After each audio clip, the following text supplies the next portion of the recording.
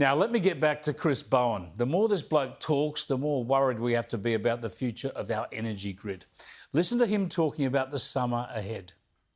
We are in for a long, hot summer, Sabra. You can't avoid that, but you can prepare for it, and we have been preparing for it. It's one of the impacts of climate change, of course. Climate change is now a lived reality, and it means that longer, hotter summers are something we have to get more used to. It will put some pressure on the grid, but AEMO is working very closely with the federal government, with all the state governments, to make sure that we're prepared. OK, we'll have a hot summer. That's not news. That's what we have in this country. Hot summers. And Bowen blames that on climate change, of course, but then he said we'll have trouble ensuring the grid keeps up because we've pulled out so much reliable fossil fuel generation and switched to renewables, of course. We're now worried we won't have enough power.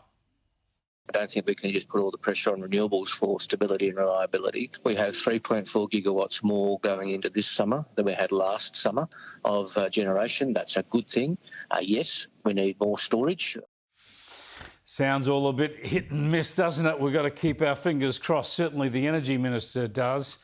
But note how Bowen says we have to get used to warmer summers, regardless, because of global warming. So he's actually admitting that the measures designed to prevent global warming won't do that. So we pay the price of more expensive energy, less reliable energy, even though we know it'll make no difference to the climate. What genius. Why are they doing this?